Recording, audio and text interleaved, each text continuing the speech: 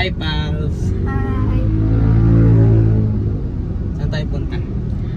Sa check-up dahil tuloy na ang check-up ngayong araw. Kaya yung niluluto namin sinabi namin kahapon, di na namin naluto. Pinasok ko ni sa rep.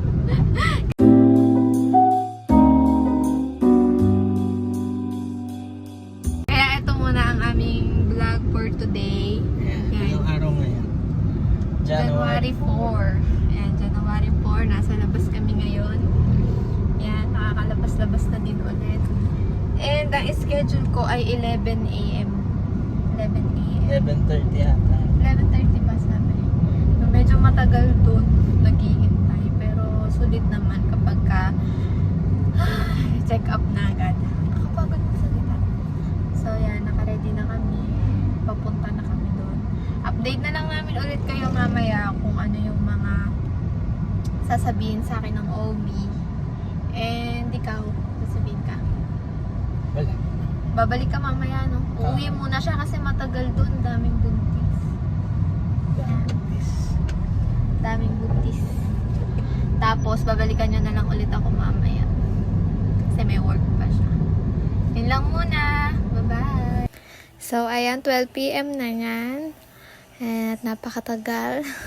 1 p.m. Ayan, nag-CR muna ako. Sobrang inip na. Tapos 2 p.m. Yan, pinupunta ko na si babe kasi akala ko ako na yung sunod pero hindi pa pala. Yan, sa wakas natapos na yung check up. Yan, bumibili na lang kami ng mga vitamins din. Pauwi na, maya-maya. Ngayon na kami natapos. So, ito yung hingi namin ultrasound. Napakalinaw. Bakit ba ganyan? Heartbeat niya. Ano nga daw eh, saktong-sakto yung ano niya. Hindi ko makita. Size niya. Ah? Buti Sa naman. ano sa age ng ano, tapos yung Dito may. tapos yung cyst ko hindi na daw makikita yun. Pero meron ka. Meron pa din daw yun kasi Ikwento mo sa vlog yung sis. yung, Kaya kung bakit kaya ako naka bed rest hanggang full term dahil meron daw akong cyst na dermoid daw yun. May iba't ibang klaseng cyst. Tapos sa akin yung dermoid. Yung dermoid daw, klase daw yun ay lumalaki. Ganun. Kaya medyo delikado siya. Dapat hindi daw siya puputok.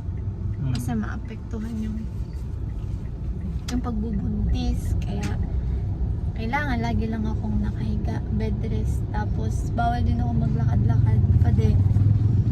Pero kanina, tinanong ko, sabi ko, Dok, paano po yung ano, halimbawa yung 3 hours po ako kanina nakaupo dyan sa labas. Niya, okay lang naman yun, basta huwag ka lang malikot. Sabi niya gano'n, kung nangangalay ka, kung tigalaw-galaw, gano'n. Gano'n lang naman na sinabi. Sabi ni Dok, tinanong ko na, pero nagparinig lang ako na 3 hours ako naghihintay. Pag check up niya, 3 hours ako naghihintay, may narinig ko lang yun. Ano pa ba ang kwento ko? Nakita mo siya sa ultrasound? Oo, nakita ko. Yung ulo niya nandito sa baba, sa puson ko. Yung paa niya nandito sa taas. Kaya, kaya pala dito siya sumisipa sa ribs ko. Ayun, guys, mamaya ulit kami mag-update kasi kakain daw muna kami sa Chowking. Okay. Chowking. Bye, pals. Bye, pals! See you later! Welcome to Chowking Track. Gulat ka naman.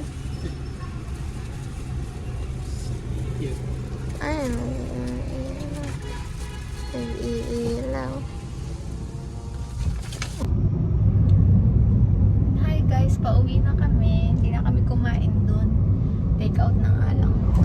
Kasi gusto ko na rin makahiga. Tsaka makauwi. A few moments later. Hi, pals. Nakauwi na kami at nakatulog na, tapos na sa trabaho at tapos na rin. Ay, hindi pa tayo nagdi-dinner. Hindi pa. Hindi pa kami nagdi-dinner. Dinner Late na rin kami kumain kanina kasi anong oras na natapos yung check-up ni Abby? 2:43.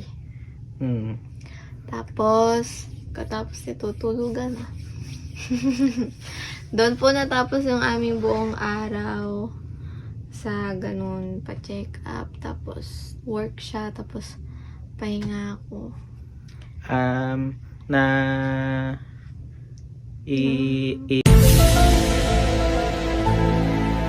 ipunin namin yung mga teaser nga pala para sa vlog namin bukas. Kukwento namin yung journey from Ayun na naman, tapos hindi na naman matutuloy. sorry sa mga subscribers namin, yung mga nag-aabang sa content na yun na hindi natuloy. Bukas itutuloy namin siya ang step by step. Hindi, ang story nung nalaman natin na from the time na nalaman namin pregnant si Mami hanggang ngayon. So since ngayon lang kami nag-vlog, i-fill up namin yung mga oras, yung mga moments na hindi namin na-record sa vlog. So ayun lang guys, maraming salamat sa panonood.